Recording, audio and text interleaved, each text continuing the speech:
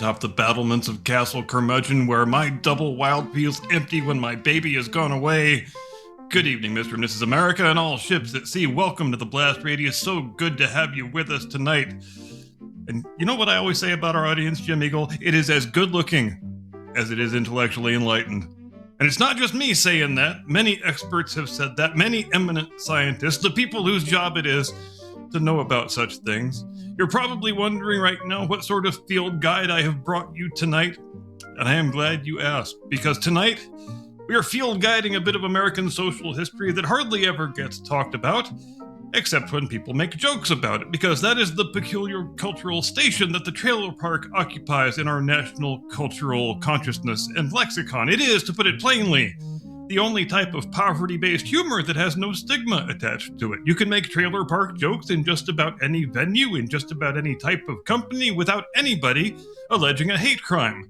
In fact, people who live in trailer parks are oftentimes just as prone to tell trailer park jokes and to laugh at trailer park jokes. You might even be watching us right now from a trailer park, and if you are, I have no doubt it's the most upscale, most well-manicured trailer park anywhere on God's green earth.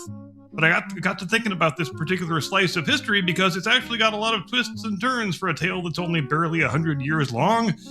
And the idea of a domicile with wheels attached has gone from an opulent status symbol only able to be afforded by the super rich to something a bit more common and a bit more sketchy, and then back to a patriotic wartime necessity, and then back to something a lot more sketchy and a lot more stigmatized and a lot more widely and freely mocked. But as the nation's largest sector of non-subsidized lower-income housing, should anybody be laughing at all? Well, of course they should. Let's not be silly. There will be plenty of low-hanging fruit trailer park jokes to be had here, because what do we look like, a bunch of barbarians? No, we do not. But there will also be, because this is what we do around here, a fully formed historical perspective, artisanally brewed just for the benefit of your cerebellum. So without any further preambular prattling, here, ladies and gentlemen, we present for your kind edification, in the enduring interest of the public mental hygiene, Curmudgeon's Field Guide to Trailer Parks. Prologue. The joke that 20 million people live inside. There is a particular rhythm to a trailer park joke. You can feel it coming long before it lands. The setup is usually cheap beer, a broken down car on cinder blocks, a yard ornament that used to be an appliance. The punchline is often about teeth, specifically the lack of them. It's one of the last socially acceptable American slurs that still gets a full-throated laugh. Politicians use it, sitcoms use it, reality television has built small empires out of it. Even people who live in trailer parks use it as both a shield and a sword. And yet, about 20 million Americans live in mobile homes. That's roughly 6% of the country. If trailer parks were a state, they would be somewhere in population between New York and Florida. They are not a fringe, they are not a punchline, they are an enormous, largely invisible housing sector that sits at the fault line of the American dream. Because that's what this is really about, a dream, not just of home ownership, but of mobility. The ability to move freely, to follow opportunity, to reinvent yourself somewhere warmer, cheaper, freer. The mobile home began as exactly that sort of symbol of freedom without sacrifice. In its earliest incarnation, it was a luxury good, custom built for wealthy travelers who wanted to rough it without surrendering silverware, or servants. Somewhere along the way, that symbol flipped. Mobility became rootlessness. Affordability became evidence of failure. The shining aluminum promise of the open road hardened into vinyl siding and zoning restrictions. What began as leisure for the rich became housing of last resort for the working classes.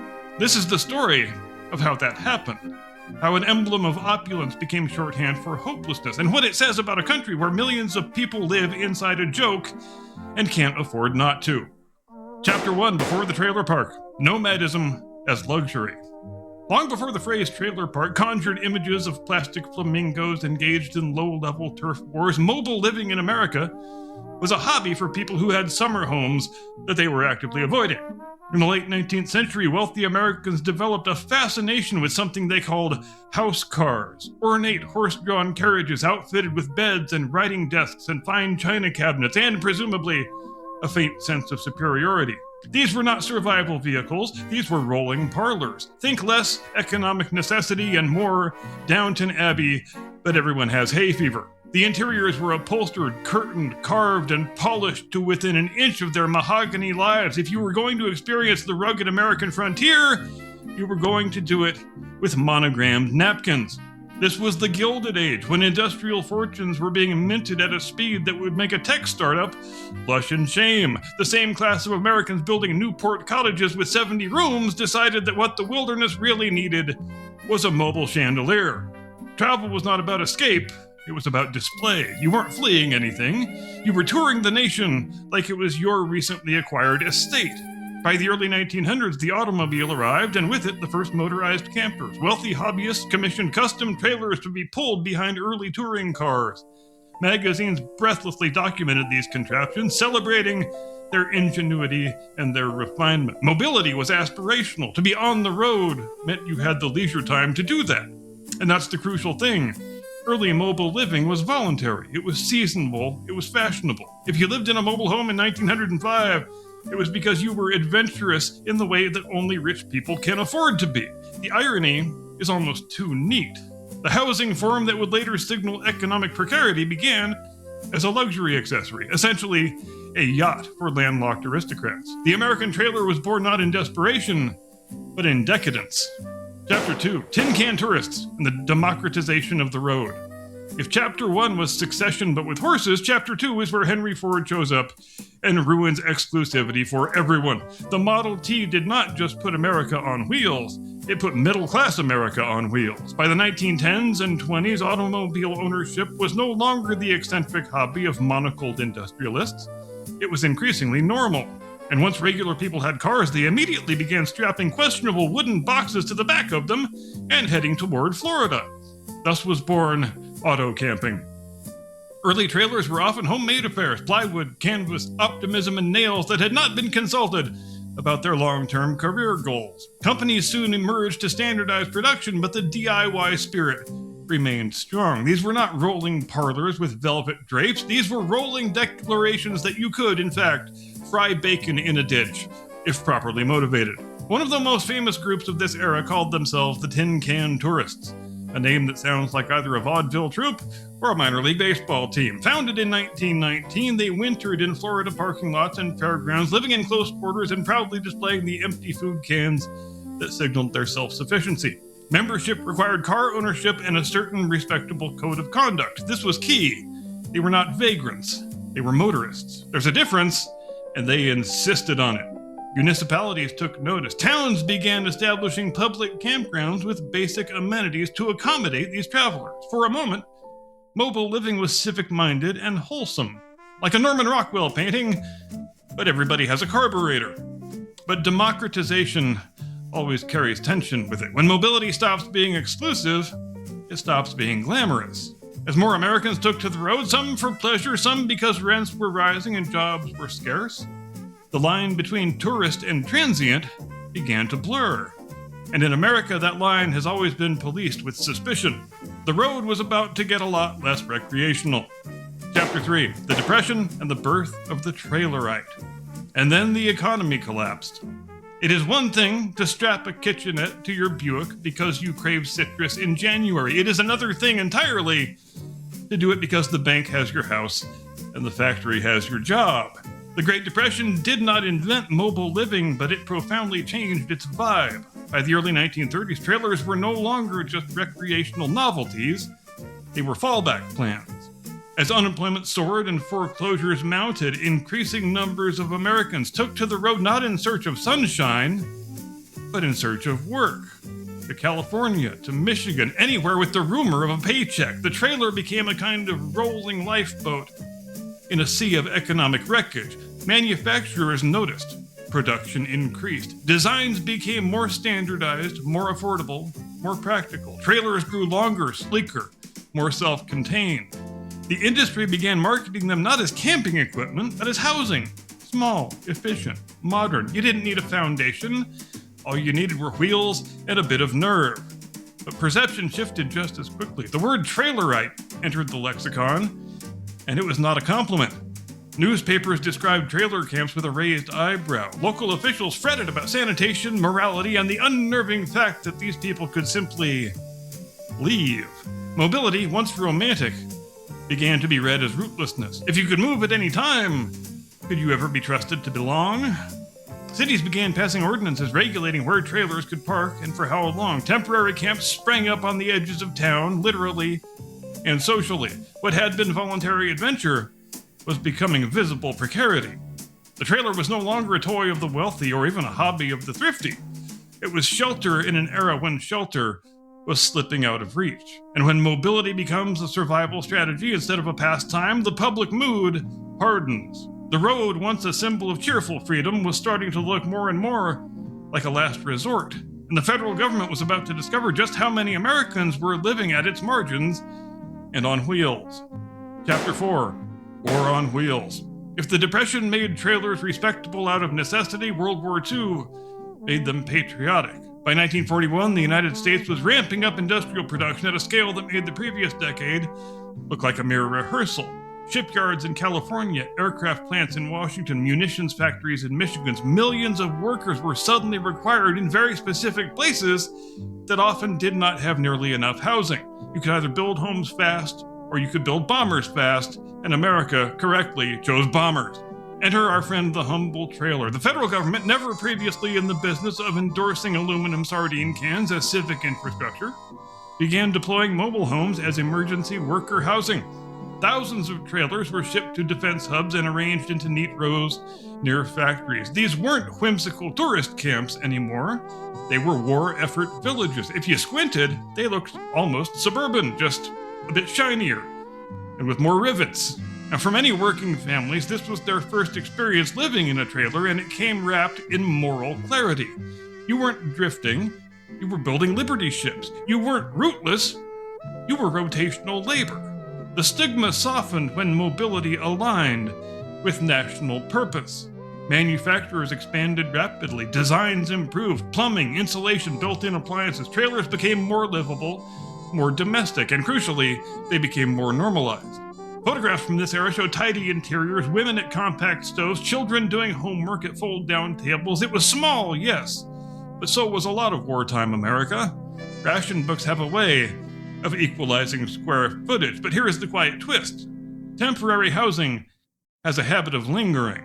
After the war, many of these units didn't disappear. Workers didn't magically teleport back to affordable neighborhoods that didn't exist. The emergency had passed, but the housing shortage had not. For the first time, large numbers of ordinary working Americans had lived in trailers not as tourists or as migrants, but as families. And they had discovered something unsettlingly practical. It all kind of worked rather well. The question after 1945 was not whether trailers could house Americans, it was how many. Chapter 5, the post-war dream rolls in. After World War II, America did what it does best. It went shopping, and then it went to the movies. Factories that had been cranking out bombers pivoted to cranking out consumer goods.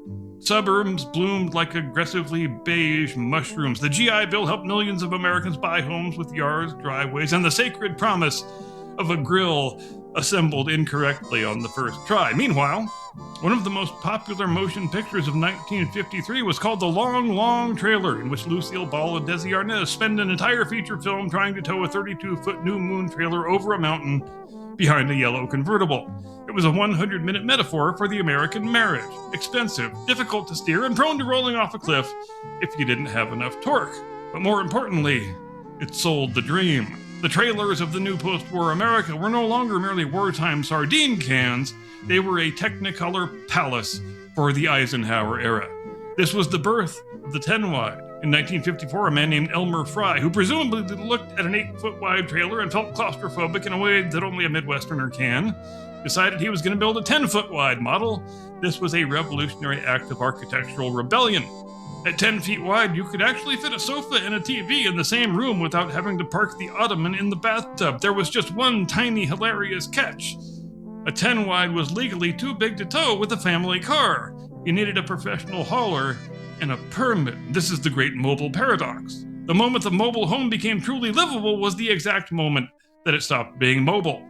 The industry leaned into the absurdity. They stopped calling them trailers. That was too dusty, a bit too grapes of wrath, and started calling them mobile homes. They built mobile home estates with names like Whispering Palms and Shady Acres Estates, featuring swimming pools, shuffleboard courts, and social calendars that would make a cruise ship director weep. And parenthetically, that's another feature of American post-war residential marketing practices. We developed the peculiar habit of using the word estates with as much absurdist irony as possible. If you saw an advertisement for a place with estates in the name, you could be assured of two things. One, there are no estates there, and two, it's probably not the kind of place where you want to go after dark. Now, for a middle-class retiree or a young veteran, this was the ultimate low-maintenance lifestyle. You had a detached house with a lawn, but you didn't have to deal with the soul-crushing permanence of a foundation. It was the suburbia light for people who wanted to live like Frank Lloyd Wright, but on a Tupperware budget. Manufacturers dropped the word trailer whenever possible. Too many depression vibes, too much grapes of wrath, not enough chrome optimism. These were mobile homes now, as the industry was always quick to remind the public. By the 1950s, they were longer, sometimes up to 40 feet. They were wider, and they were increasingly luxurious. Picture pastel appliances, built-in banquettes, knotty pine cabinetry, and promotional brochures featuring improbably cheerful women holding Jell-O molds like trophies of modernity. And it has to be said, many of those Jell-O molds contained things that should never be anywhere near Jell-O. At least, that's what the walnuts and the carrots told me. Now, if the suburban ranch house was the American dream with a foundation, the mobile home was the American dream with axles. And crucially, it was cheaper. For working and lower middle class families squeezed out of traditional home ownership, particularly in the rapidly inflating post-war market, the mobile home offered something radical: ownership.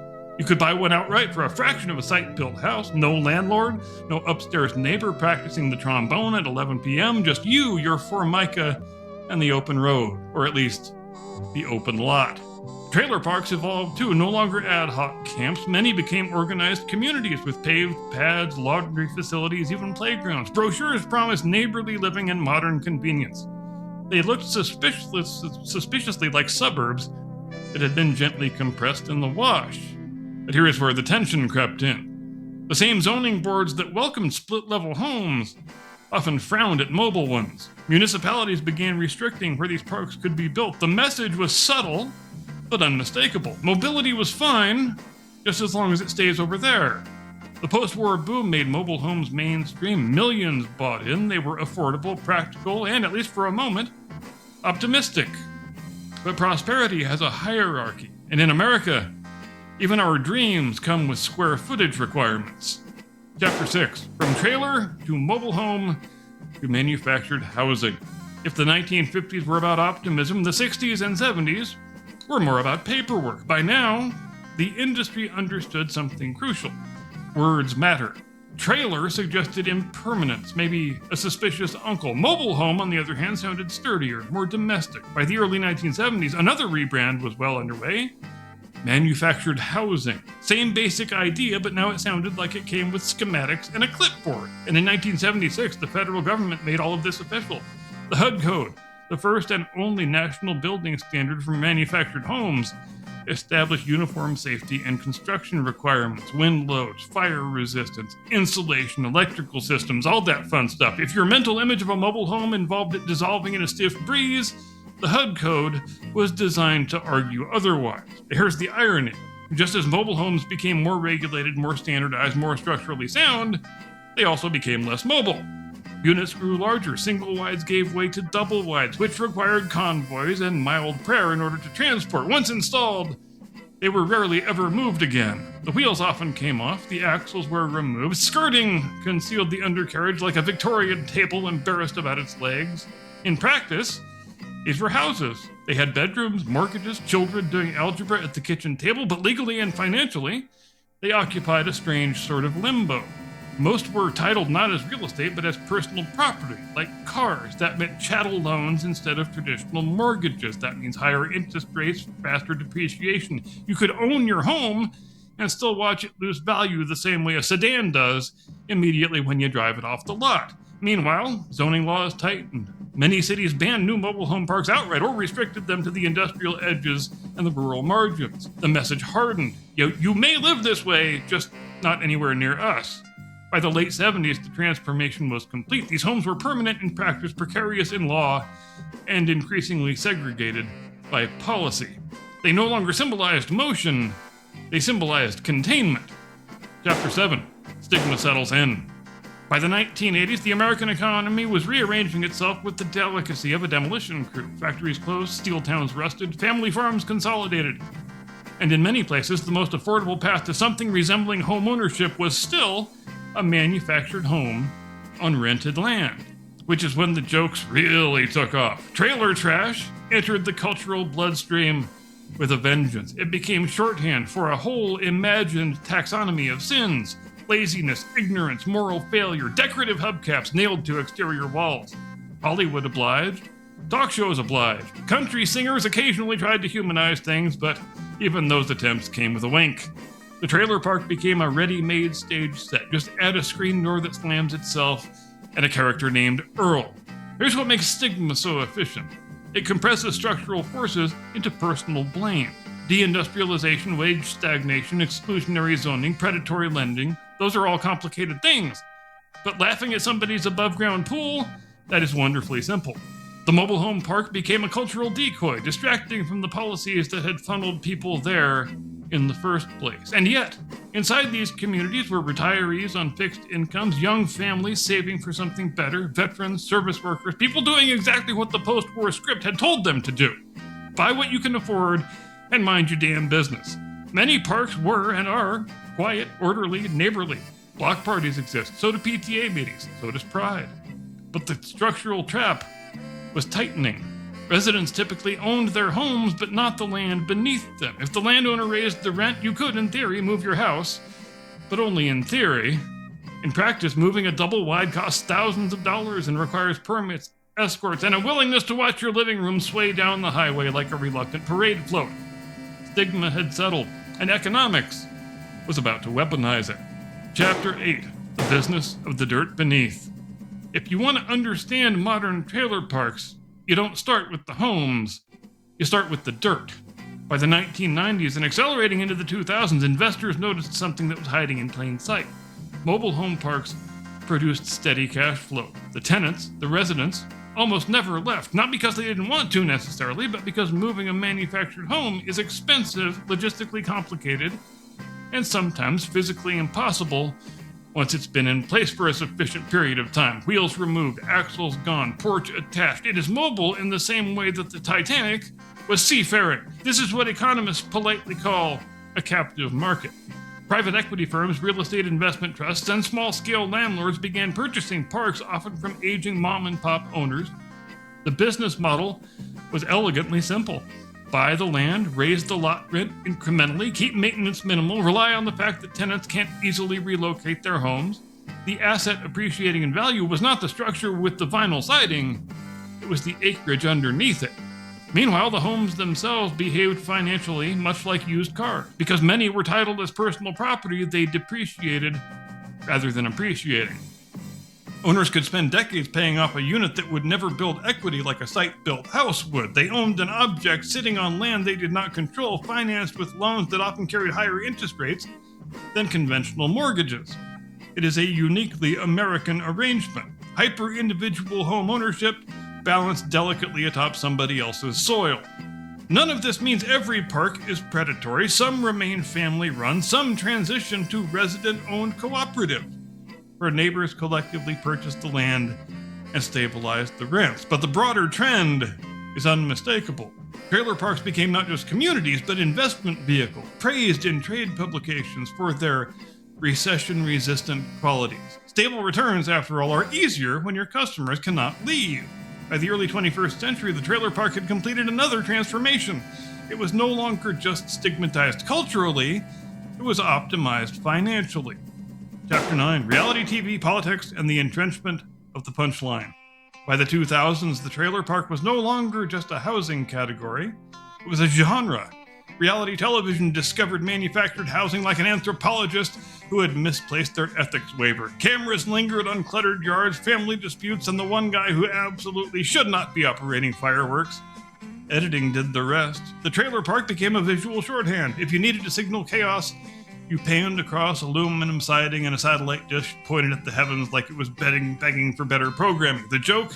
Calcified. Politicians joined in, sometimes subtly, sometimes not. Trailer park became rhetorical code for the forgotten, the uneducated, the aggrieved. It was deployed both as insult and as campaign strategy. Entire voting blocks were described as though they lived exclusively in single wides with skirting held together by hope and zip ties. And here's the strange part. The stigma became participatory. Residents made the jokes too. Self-deprecation, after all, can be armor. If you call yourself trailer trash first, you control the timing. Humor becomes a preemptive strike, but internalized stigma is still stigma. When your home is a punchline, it does something subtle to your sense of belonging. All the while, the underlying math remained unchanged. Manufactured housing was and is one of the largest sources of unsubsidized affordable housing in the United States. Not public housing, not Section 8, just regular people making payments on something they technically own, parked on land that they technically do not. The disconnect widened, culturally mocked, economically essential. By the 2010s, America was deep into a housing affordability crisis. Rents climbed, starter homes evaporated, and the very thing long dismissed as a symbol of failure was quietly becoming one of the last entry points into ownership. The punchline was starting to look a lot less funny. Chapter 10, the affordable housing crisis and the reluctant reconsideration. In the 2010s and 20s, housing costs did something impressive. They achieved escape velocity. Home prices soared, and rents followed. Zoning laws calcified into museum pieces dedicated to single-family nostalgia. Entire metropolitan areas developed allergic reactions to the phrase multi-unit. And amid this slow-burning emergency, manufactured housing sat off to the side like the kid in class who already knew the answer, but stopped raising his hand in 1987. Because here's the inconvenient truth. Modern manufactured homes are safe, energy efficient, and dramatically cheaper per square foot than site-built homes are. They are constructed indoors, protected from weather delays, built to a federal code. You could order one with granite countertops if you're feeling ironic. Urban planners and housing advocates began to reconsider what had long been dismissed. Some cities experimented with allowing manufactured homes on individual lots. A few states preempted local zoning barriers. The YIMBY movement, yes in my backyard, found itself in the unusual position of defending a housing type previously treated like a zoning contagion. Meanwhile, resident-owned communities gained traction. Nonprofits helped homeowners band together to buy the land beneath them, converting parks into cooperatives. When residents control the dirt, the rents stabilize. The captive market becomes, at least partially, emancipated, but challenges persist. Many parks sit in flood-prone or heat-exposed areas because that is where the land they were built on was cheapest. Financing remains rather inequitable, and stigma, once baked into a culture, does not evaporate just because the spreadsheets make sense. We are left in a peculiar moment. Manufactured housing is simultaneously an object of ridicule and a potential solution. It is both a relic of mid-century optimism and a frontline defense against 21st century unaffordability, which brings us back to mobility. Who has it, who doesn't, and what it costs to stay put. Epilogue. Mobility stalled. At the beginning of the story, mobility was a luxury. Wealthy Americans rolled into the countryside in upholstered carriages to prove they could leave whenever they pleased. Movement signaled freedom, choice, excess. Today, for millions of Americans living in mobile home parks, mobility exists mostly in theory. The wheels are gone. The axles were removed years ago. The house can move, theoretically, but it probably won't. The job might not. The rent definitely will. And still, about 20 million people live there. Retirees, nurses' aides, mechanics, preschool teachers, veterans, kids who will grow up to make the same jokes about trailer parks that everybody else does, because that is the air that we breathe. It is one of the last housing forums in America where you can plausibly own something without already having owned something. What changed wasn't the structure, it was the story. The mobile home began as conspicuous leisure, became practical shelter, evolved into affordable aspiration, and then, through zoning, financing, media, and markets, calcified into caricature. An emblem of freedom turned into a symbol of failure, not because the walls shrank, but because the ladder did. If there is an absurdity here, it is this. We mock one of the only scalable sources of affordable housing that we have. We sneer at the very mechanism that has allowed millions to avoid eviction, overcrowding, or homelessness. We have turned necessity into a narrative. The trailer park is not a joke, it is a barometer. It measures wage stagnation, land policy, credit systems, and our collective discomfort with visible poverty. Mobility once meant you could leave. For many Americans now, and I just lost my prompter, and I'd have no idea what the rest of the monologue says. So, thanks for listening to the monologue. Here's Mr. Sasquatch.